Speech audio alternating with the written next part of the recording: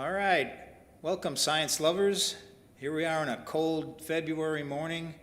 Hope you're all cozy and warm in bed and haven't had to go out much, bundled up, and maybe put a little cup of coffee by you, and we can start talking about science. So, thanks for participating in this beloved community. They talked about that at church service today, and I think we have a beloved community as well too. So, this church supports our endeavors that are in alignment with its mission and 7 principles, and we appreciate this support very much in both word and deed. Today, as we meet to investigate and explore and learn, we also meet my friend, medical doctor Steve Natz. This topic may be the most deeply researched ever in the history of Science Sunday. Steve has spent years traveling, reading, composing, altering, rewriting, and creating his historical fiction work, Wisdom of the Flock. Today he will combine his research of that topic with a discussion of the scientific method and share with us his love of history, science, research, and the life of Ben Franklin. So thanks very much, Steve, for coming in, and we'll start out with Steve's talk about Franklin and history. I'm hearing a little bit of feedback on this. Is there volume down and get too fast?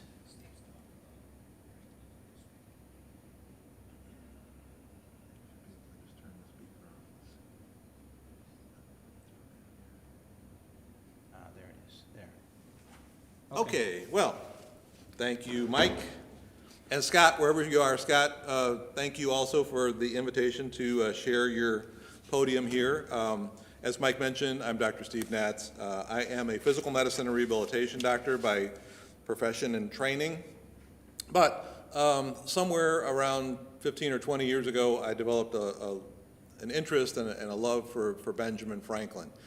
Franklin, as you may or may not know, was a founding father of America, of course, but also an inventor and a scientist. And today, we're going to talk about some of Franklin's endeavors when he was in France.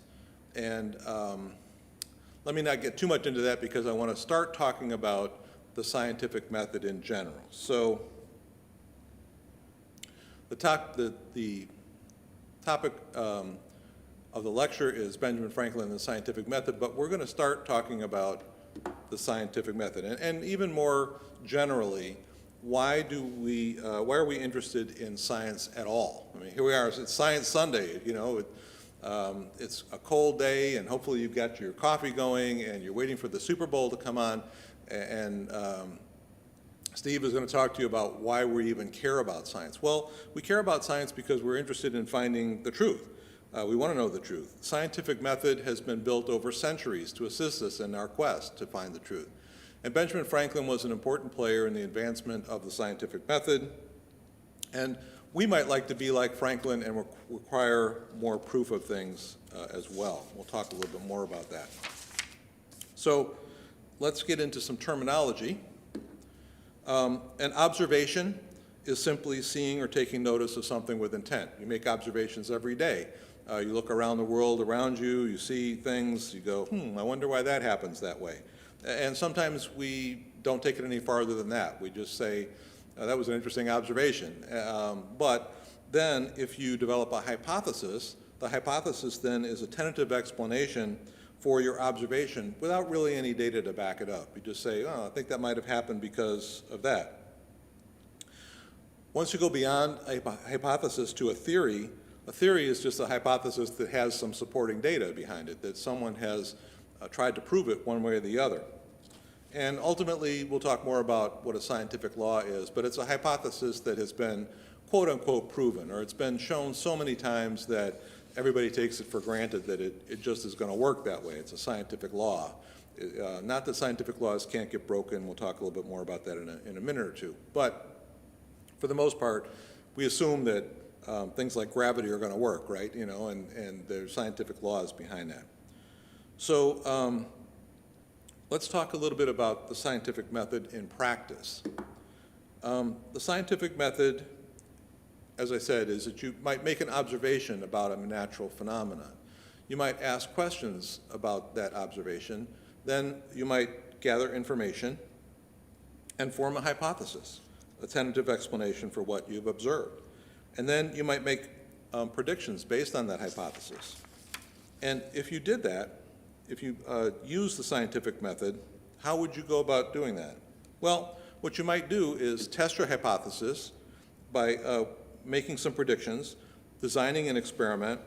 An experiment should be designed and described so that it can be reproduced or replicated by other people, other scientists. In the day that Franklin was doing science experiments, there were not scientists per se. There were just people that liked to do scientific experiments, and Franklin was one of them. And it doesn't mean you can't do that today. Now, there are laboratories that have lots and lots of scientific equipment, and science has gotten a lot more complicated than it was in Franklin's day. But in point of fact, you know, to do a simple experiment is not difficult and can be very easy. So then once we have designed that experiment, we might collect some data and analyze that data and draw conclusions. Then the next step in this process is that we would accept or reject the hypothesis. If the hypothesis doesn't work, we should reject it and modify it if necessary, and then maybe think of some other ways that we can come up with a different experiment in order to see whether we have something that's viable or not. Now, these are kind of codified and understood as a process now.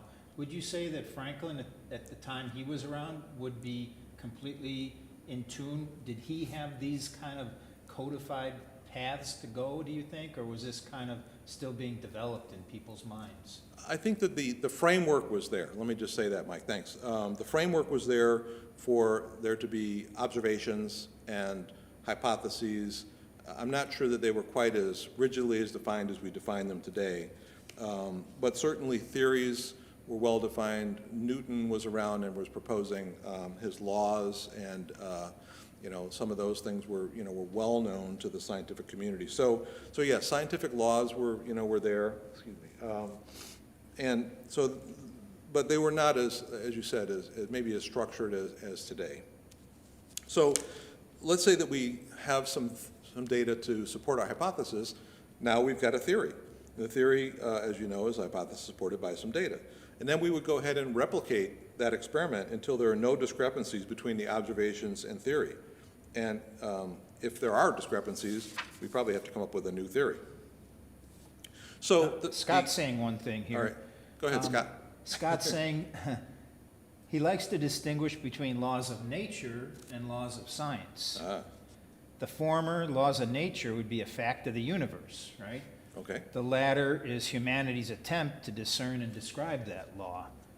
So laws of science can and do change, but laws of nature really don't, is what the point he's making. That's a good point. I think in Franklin's day, and maybe even today, it's sometimes hard to make those distinctions. Franklin considered himself what they called at the time a natural philosopher. That is, that basically they were people that were making observations about nature and trying to determine nature's laws based on science. So I think a lot of this did come out of that movement to try to describe what was going on in the world around you and the universe around you. Mm-hmm. So yes. Now, if the preponderance of data supports your hypothesis or theory, it can become a scientific law. And predictions made by that scientific law, or natural law, if you will, should be reliably reproducible. Things like apples fall to the ground, at least on Earth they do. They may not fall to the ground in space, but you can modify your law of gravity to say the farther away you are from a planet, the less gravity there's going to be. And so on a space station, things may not necessarily fall to the ground because that's not the way gravity works. Some may not be quite so simple, like quantum physics. I mean, we think that general physical principles work all the time, but when you get down to the subatomic level, they don't work so well, and that's another topic for maybe another day, or somebody who has more expertise in quantum physics than I do. But clearly there are some exceptions to scientific laws when you get down to the subatomic level. So, how does this all work? Well, one of the things that I think is important to recognize in this conversation is that a hypothesis must be testable. It's hard for me to say that. And my lips are so cold this morning from coming in here that I'm getting tripped up on my words. But a hypothesis must be testable and falsifiable. That is, that there must be a possible negative answer to the hypothesis. It must be possible to prove that the hypothesis is in fact wrong. And we're going to talk a little bit more about that in a couple minutes, because a hypothesis that you can't prove, it's not testable, is just an opinion. And that's an important distinction. Now, another thing that I want to just inform you of is that scientists oftentimes use what they call a null hypothesis. And a null hypothesis basically states that there's no difference between two different options. It can be a very powerful technique. A powerful technique is to try to disprove a null hypothesis by designing an experiment. So if you're trying to determine whether something works or not, you say, well, my hypothesis is there's no difference between using treatment A and treatment B, and in fact, if you then design an experiment and you test that, you find out that you can disprove the null hypothesis, which then gives you important information. Creating an experiment. So let's create an experiment then. Creating an experiment involves having an experimental group and a control group. You probably realize this. And again, if I'm being too basic for some of you, I know we've got a wide audience out there on the internet, bear with me. Because the experimental group gets an intervention, which can be a drug, a treatment. It's also called the independent variable. You hear it called like that. And the control group does not get whatever that intervention is. And a dependent variable, the one that changes during your experiment, it can be measured, and then the two groups can be compared, right? So the dependent variable is the one, I always thought of it this way, the one that depends on the independent variable. And I have a nice little slide for this that somebody on the internet was nice enough to do and make up, that talks about the difference between an independent variable and a dependent variable in the context of an experiment where you're putting fertilizer on plant growth, and you can think about the independent variable as essentially the application of fertilizer versus dependent variables, which you could make up out of this scenario, including plant growth, the number of leaves, the number of fruits that were produced by the tree. And so actually the independent variable you can think of as the cause. It's something that you, as an experimenter, you manipulate, and you can think of the dependent variable as the effect or the things that were measured. So that's just kind of a nice little paradigm to think about the way that experiments are created and independent and dependent variables. So let's talk about different types of experiments for a minute. You probably recognize some of these terms. We have blinded, controlled, randomized, and placebo-controlled. Blinded basically means that neither the experimenter or the subject knows the intervention that's applied. And it's going to have an interesting follow-up later on in the presentation, because Franklin was one of the very first to develop a blinded experiment. Also, you'll hear that an experiment was controlled. Well, what do you mean by that?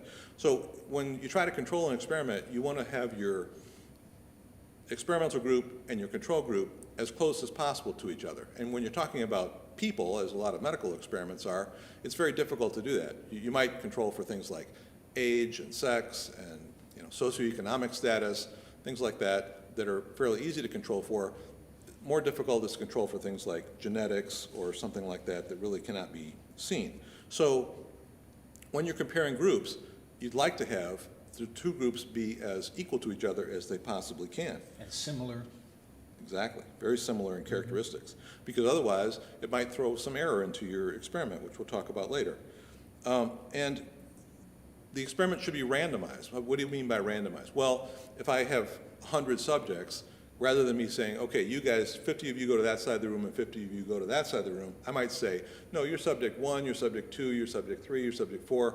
I might even use a sophisticated computer program in order to randomize those patients so that it was random chance which subject got into which group, and that would help me to control for error.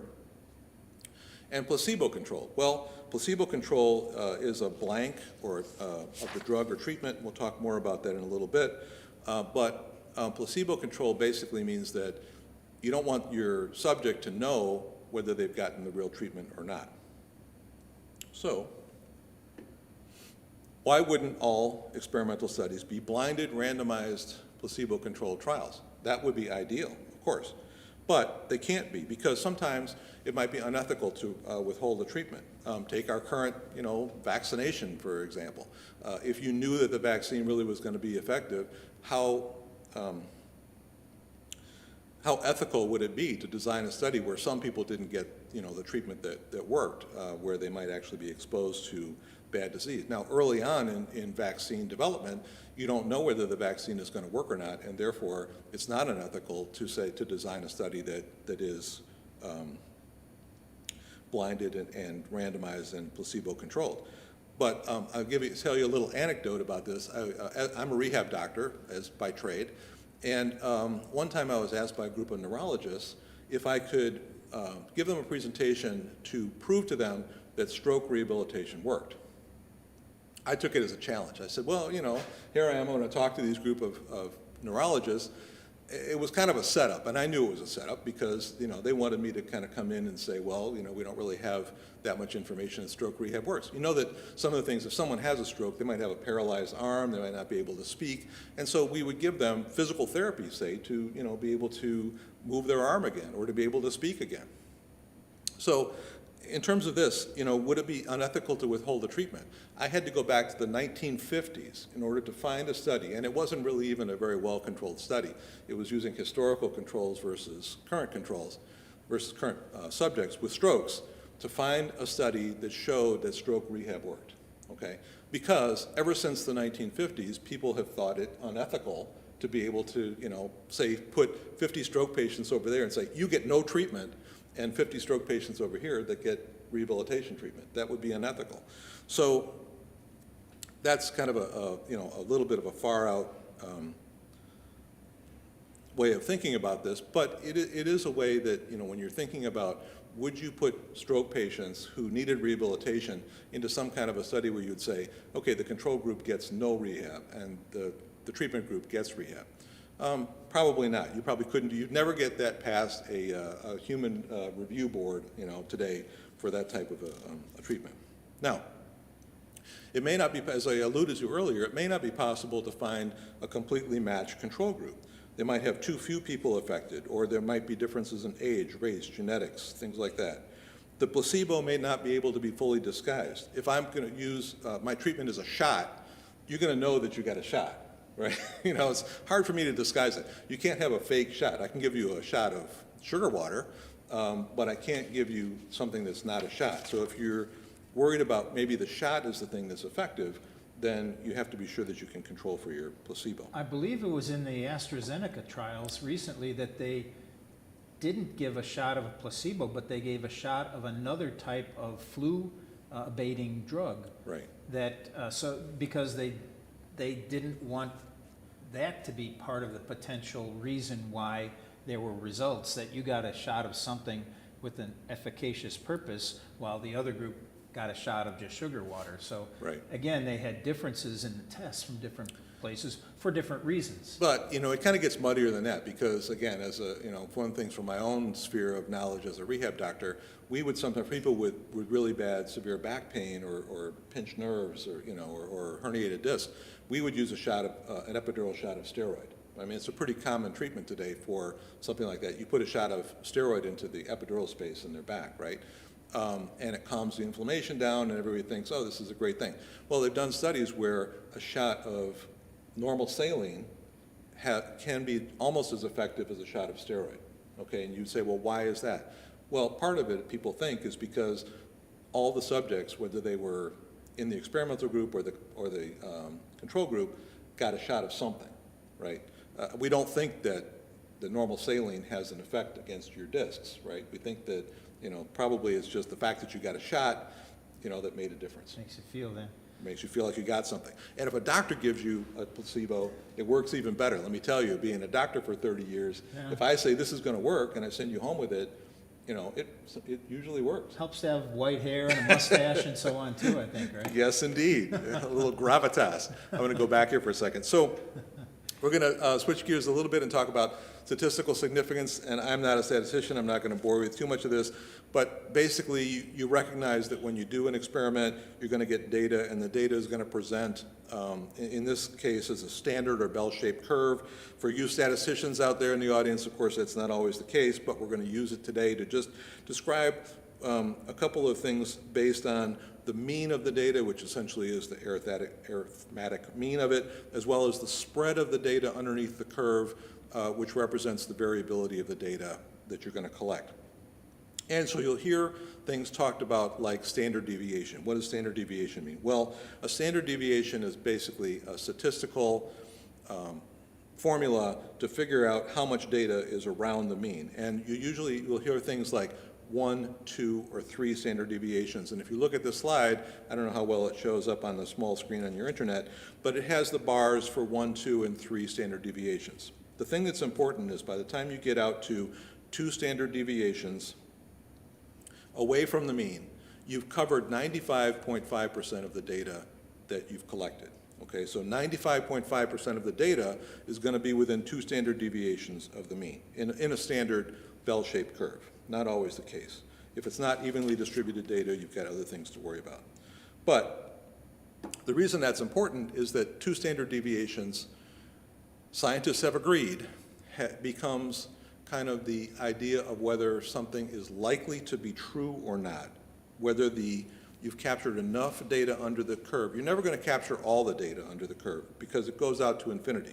But if you've captured at least 95% of the data under the curve, people will say that that is probable. And they'll give you a p-value, a probability value that basically says, p doesn't actually stand for probability, but we always think it does, of 0.05, 5% chance that this, the cutoff for statistical significance. So if you look at this little summary on the right-hand side and the graph above it, you can see that with a p-value of 0.05 is statistically significant, and less than 0.05, greater than 0.05, no statistically significant difference. Can we drill down on that just a minute? Because I think as we're talking about, I've had people talk, my last Science Sunday was about the vaccines and so on, and people are saying, I just heard that such and such a person got both shots of the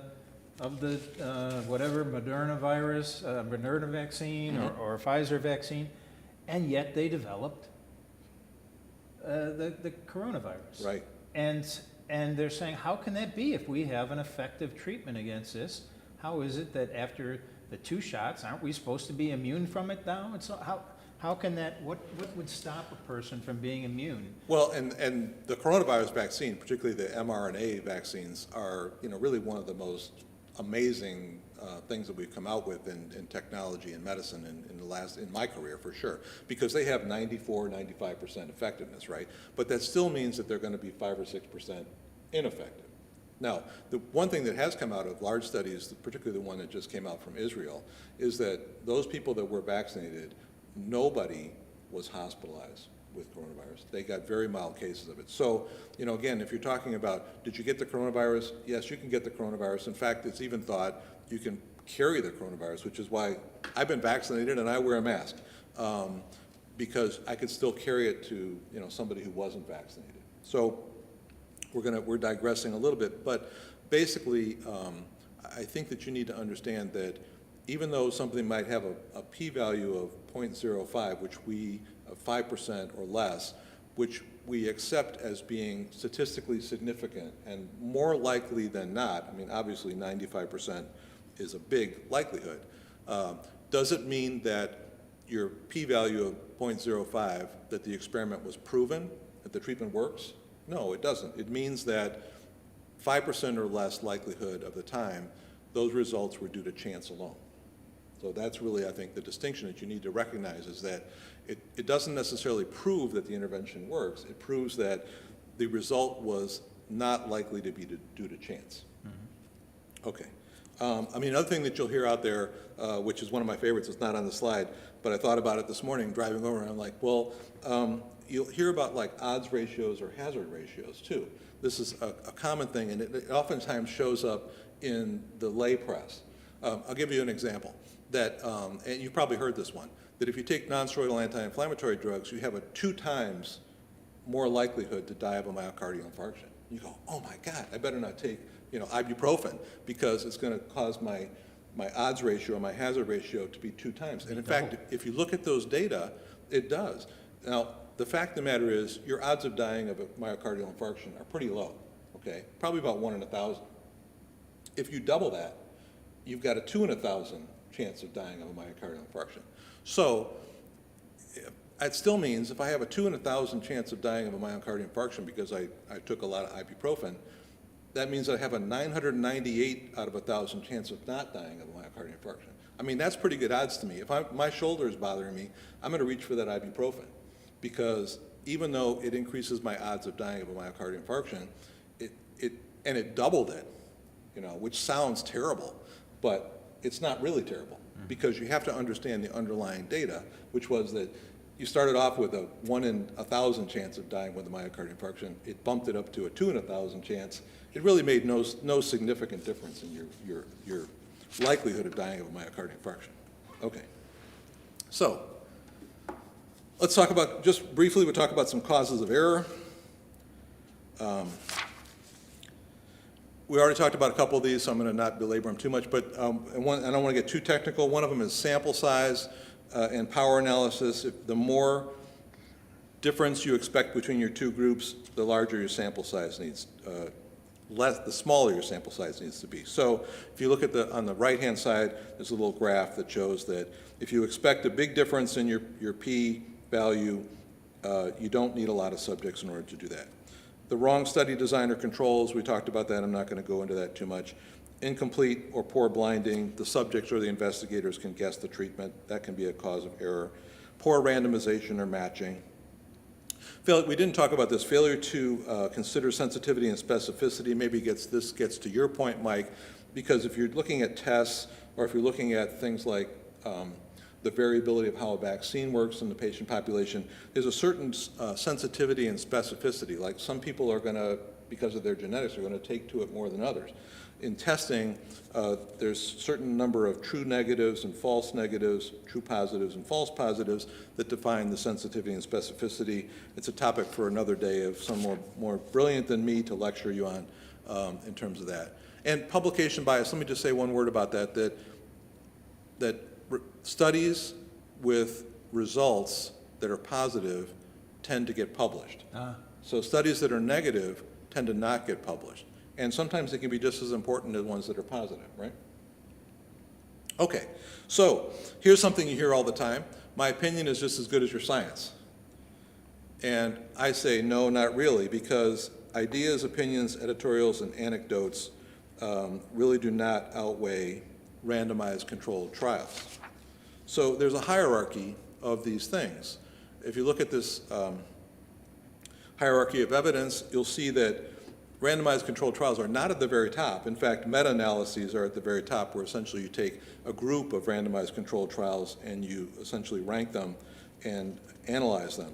But at the very bottom of this hierarchy is things like ideas, opinions, editorials, including opinions of experts, which have been shown many, many times over to be just as bad as anything else. There's lots of things from well, everyone knows that. Right. Opinions of experts are pretty much worthless. So as you go up this hierarchy, there's stronger evidence for those things at the very top. Now, I'm going to take you through Russell's teapot for a minute. And I know this is your favorite slide, Mike, about the spinning teapot in space. So Bertrand Russell, who is a philosopher, had an analogy that he relied on actually to illustrate the philosophic burden of proof lying with the person making an unfalsifiable claim. So rather than shifting the burden of proof to others. So Bertrand Russell wrote that if he were to assert, without offering any proof, that a teapot, too small to be seen by telescopes, orbits the sun somewhere in space between Earth and Mars, that he would not expect anyone to believe him solely because his assertion could not be proven to be wrong, okay? Now, he wrote that analogy about religion, and here we are in the beautiful Unitarian Church talking about that. But I think it applies to science as well, because the lack of evidence for something does not disprove it, but, and I'm going to give you a double negative here. The lack of evidence for its non-existence does not confer any proof that it exists either, right? So the burden of proof falls upon the person making the claim, not the rest of us to blindly believe them.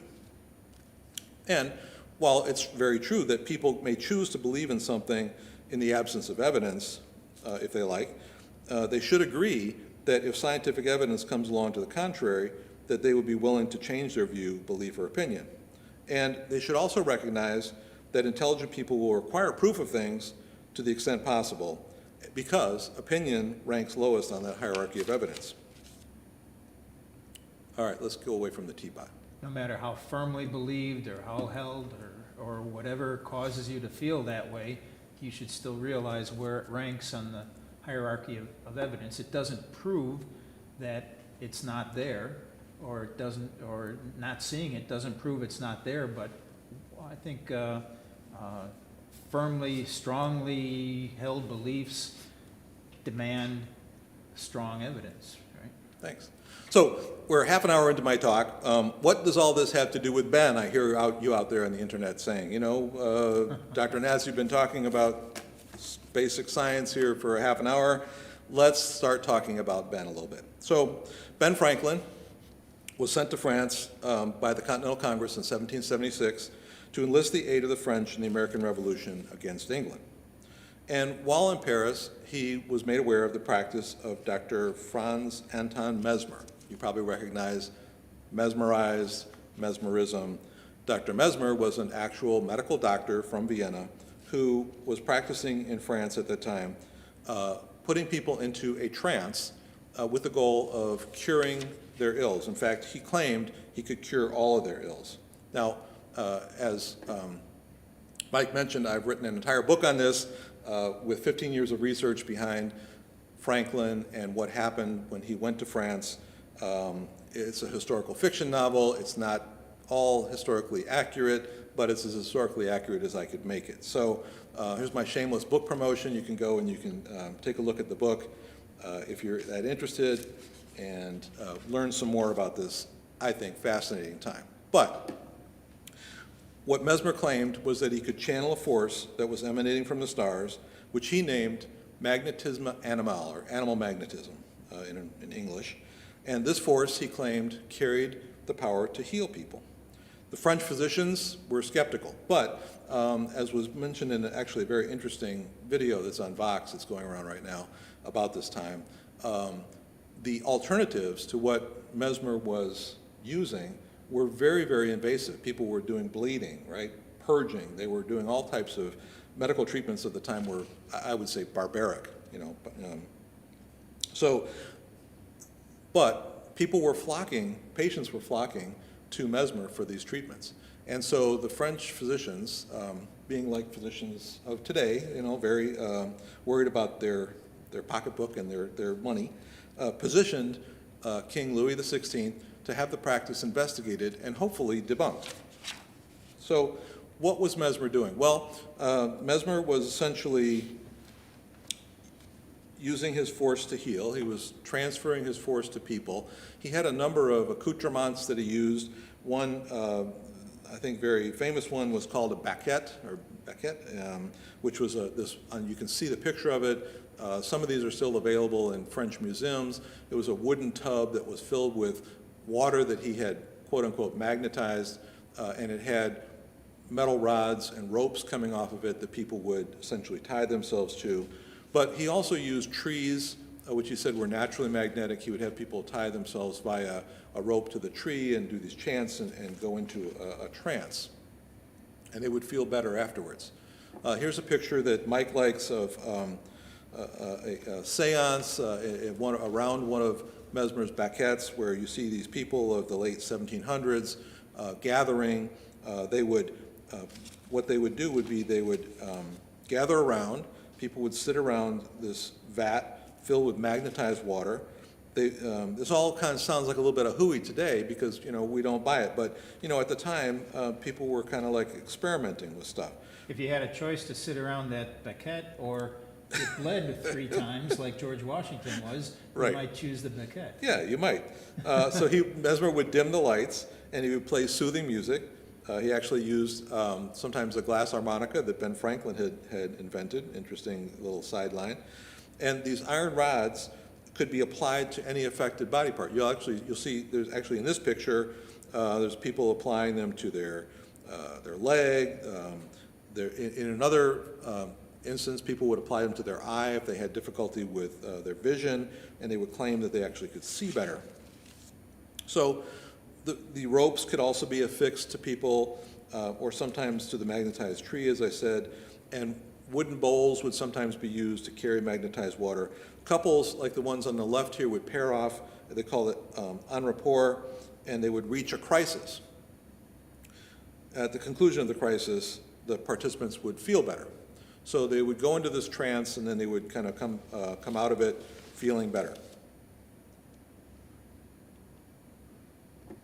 That's kind of a very simplistic explanation of Mesmer's theory. Actually, I had the opportunity when doing my research to go to Minnesota and read his thesis, which is about 50 pages long and is full of like how the stars and planets align and how this force got to be channeled.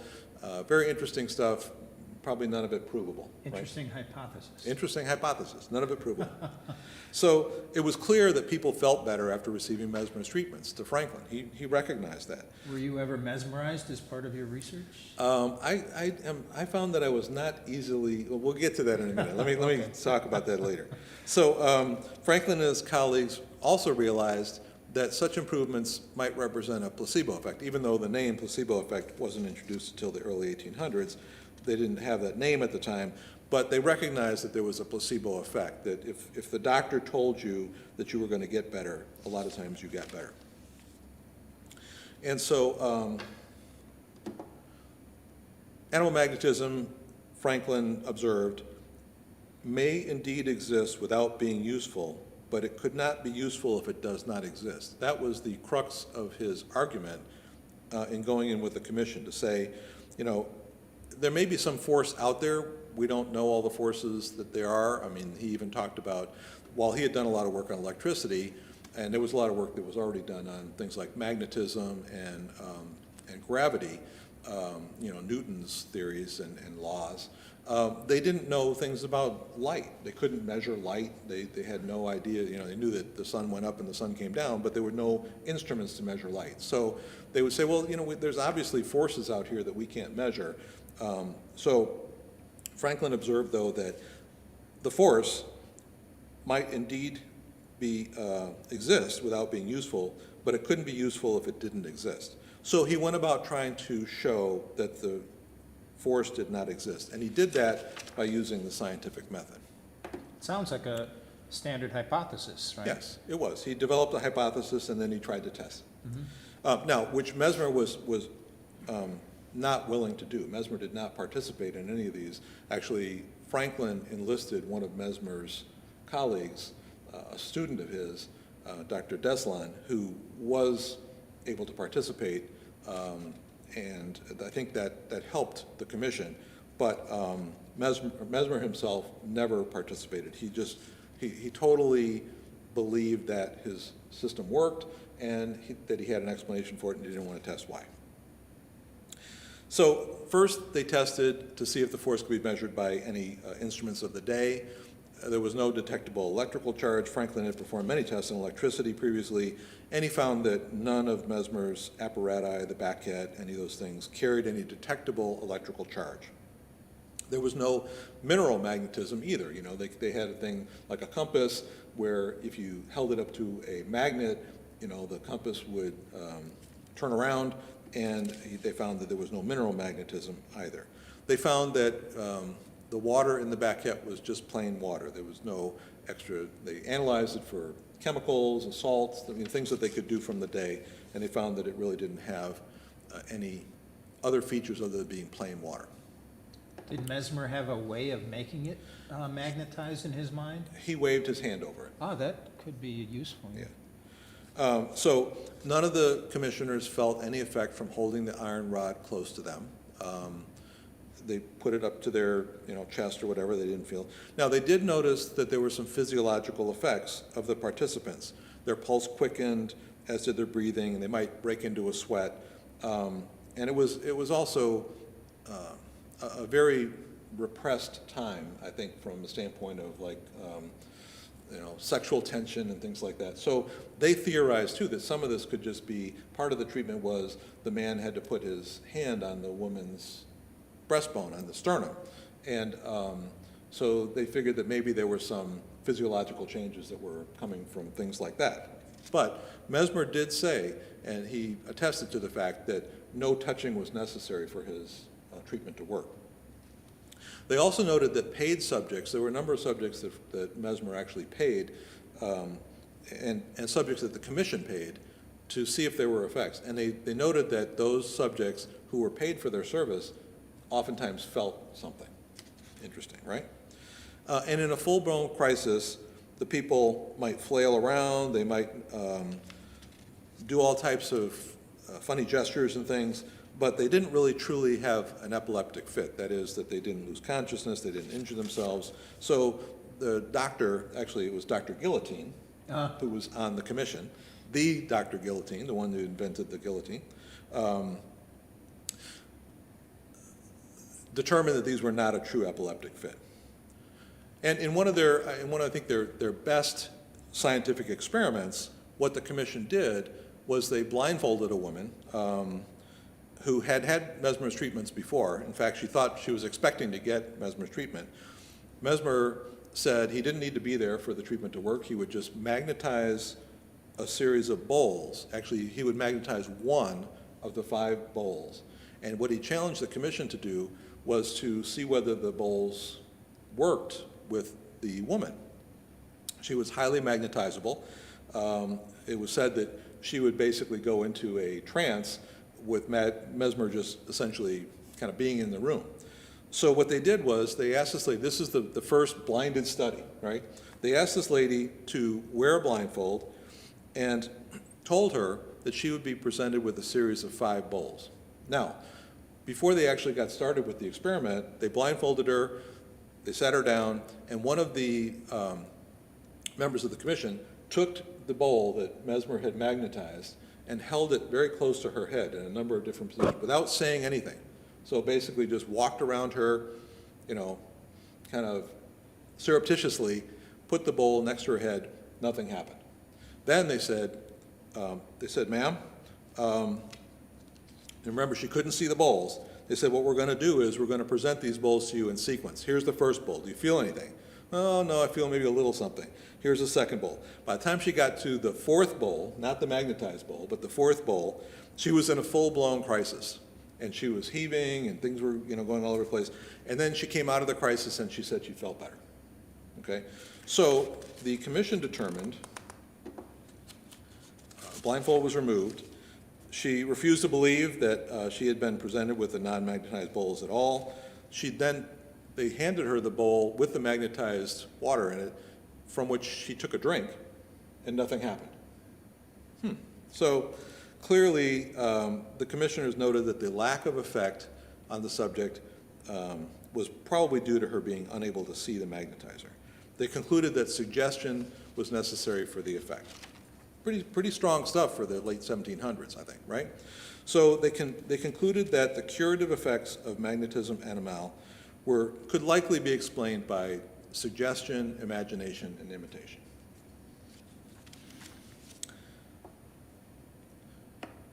Okay, so what happened here? Well, Mesmer made an astute observation.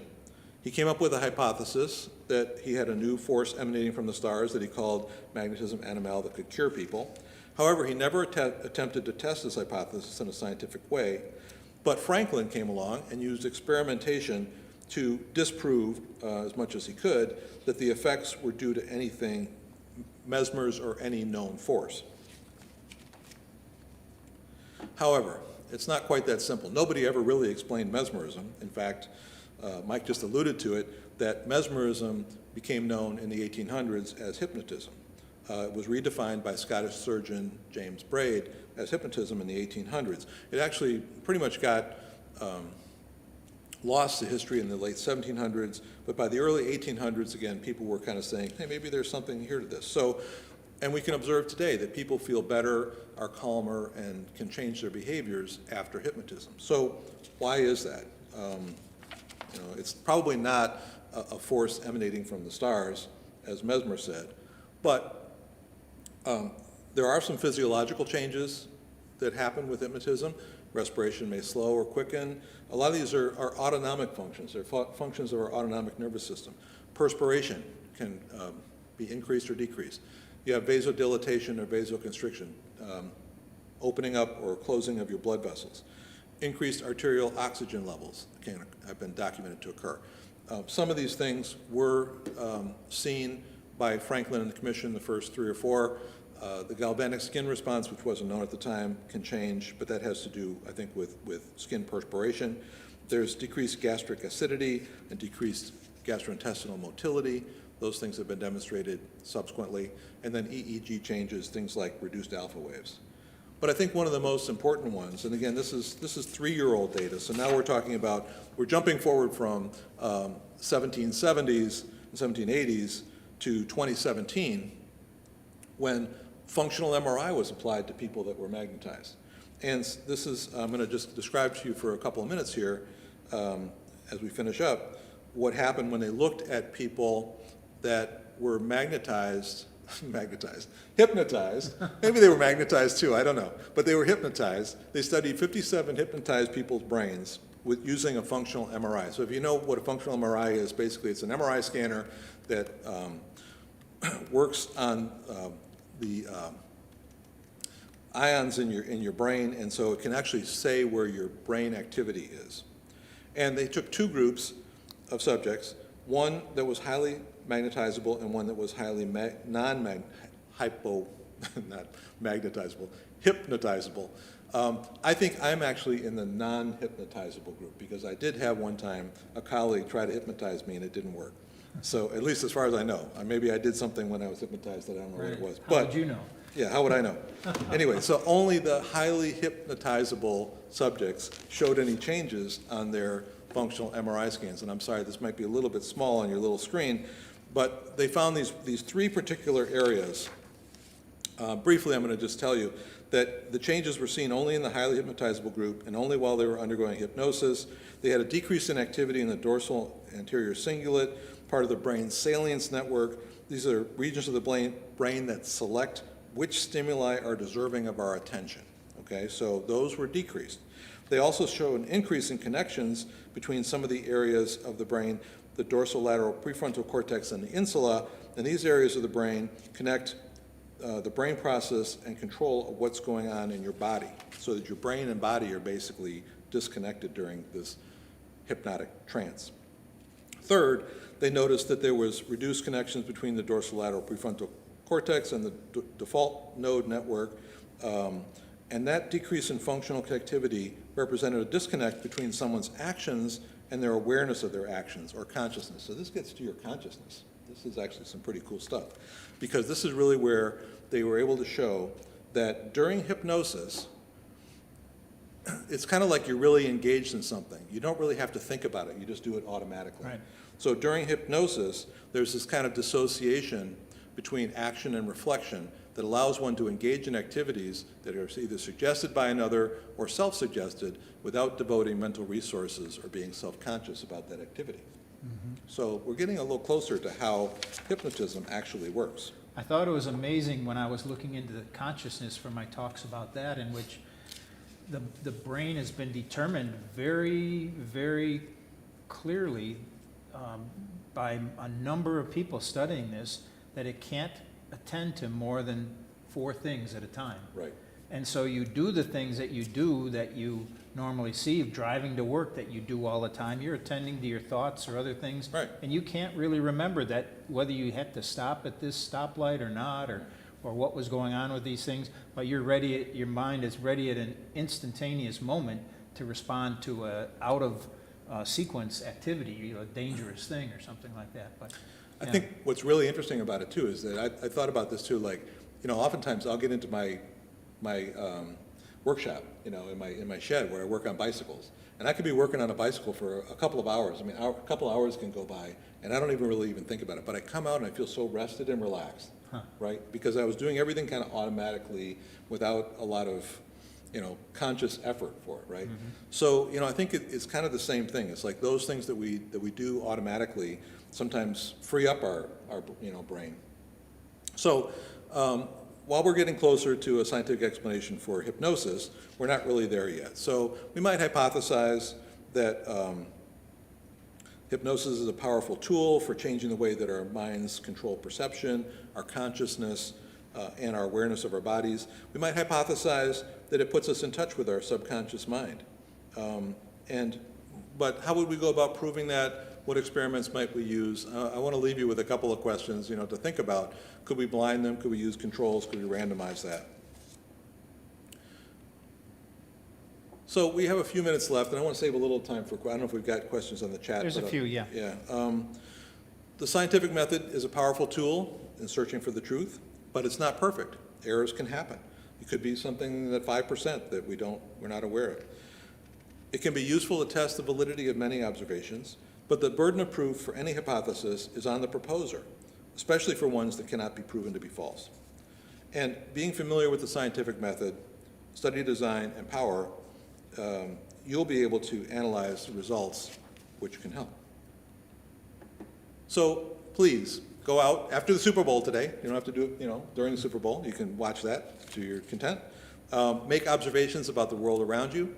Pay attention to experiments and the way that they're designed. Come to understand the scientific method, and I hope this has been a brief introduction to that today. Require as much proof as possible before believing. Be like Ben Franklin, and recognize that even so, things can change as new evidence is discovered and new truths emerge. So, with that, I will thank you, and I can hear your applause out there. Thank you very much. It's not here in the audience, but I will be glad to answer any questions. It's up in the booth. Thank you. Thanks to Mike up in the booth and Justin setting them up earlier. Yeah, there are a few questions. People were interested if there's anything that distinguishes who is hypnotizable from who is not hypnotizable. And then there are a few hypotheses about that too. Gender, age, education level, is anything showing any of that? And then another thought from AJ was maybe their ability to follow rules. Are people that can follow rules, are they more hypnotizable, less hypnotizable? Yeah, I don't know the answer to that question, so I'll just, I'm not going to make something up. I think that people that are hypnotizable and not hypnotizable come from all different types of walks of life, and there's no difference that I'm aware of in any of those aspects of it, but I don't know what the difference is, to tell you the truth. I know that, I've watched YouTube videos and things where they're showing people hypnotizing. There's professional people that go out and they make their living, right? Hypnotizing people. Absolutely. My kids' college, that they hired a guy that came in at the beginning of the year, every year, and he hypnotized, freshmen, young college students, and had them, walking around like chickens or doing all sorts of varieties of things. Yep. And it seems like, there's a little sense of pride in those people. Maybe scientific minded people want to say, I'm not hypnotizable. I see past all that. But, it is interesting to see how most people are hypnotizable, it seems like. And if you can resist it, if someone wants to hypnotize you, you probably have some capacity to resist it, you'd imagine. I don't know what you've felt about that. Yeah, no, I think that it is something that you as they say, you would not do something under hypnosis that you would not do, right? I mean, you can't hypnotize somebody to go out and kill somebody. I mean, that would be, Right. against their moral. If someone hypnotizes me, I try to keep thinking of Margaret Thatcher. Oh, wait, that's something else. There you go. Other questions, was Franklin ever hypnotized as part of this? I think Mesmer at one time did try to hypnotize him, and Franklin wrote about that and said that he didn't feel like, he didn't call it hypnotism, obviously. He called it mesmerism. He tried to mesmerize Franklin, and Franklin was against it. Mm-hmm. In your book, though, you have instances of Franklin going off into a flight of mesmerism or whatever, Yes, too. the book is a little bit more, that's the fiction part of the book, Uh-huh. right? And in the book, I did try to have Franklin, who always needs proof of everything, right? I tried to have him try to explore some of the part that he couldn't prove, you know?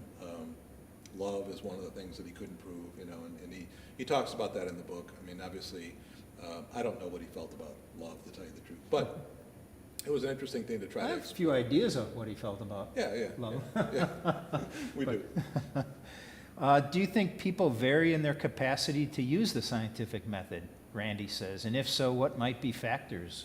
Are people, you know, does this have some application to nowadays in terms of, you know, being influenced by other people and politicians and so on, too? Yeah, I mean, I'm not gonna go out much on a limb here, but by saying that I think that the breakdown of our youth being taught the scientific method and science in general in school is, you know, on the decline of the Roman Empire scale of things, right? I mean, you know, as you start to take away the education and those things that allow people to understand the differences between true facts and not true facts, then, you know, you're walking down a plank, you know, has a very deep end at the bottom of it. So, I mean, I would say that, of course, I'm an advocate for teaching science and education about decision-making skills and the scientific method in schools and, you know. Critical thinking capacities? Critical thinking, getting people to be able to analyze data. I mean, there's so much, even if you understand the scientific method, you get hit so many times, like I said, with that, you know, I mean, the first time I saw that, you know, I have twice the chance of having a heart attack if I took ibuprofen as if I didn't. I was like, I mean, number one, it was kind of like, oh, well, that, you know, I didn't really realize that. But then when you dig into it and you look at the data, you go, well, okay, I still have a 998 out of 1,000 chance of not having a heart attack, so I think I'm probably okay taking my ibuprofen. Mm-hmm. But yeah, I mean, I think it's true, and I have a science background. I taught science in the elementary and junior high grades and so on, and then, you know, science has been an important thing for me as well too. It's hard to say, I mean, how science is taught nowadays.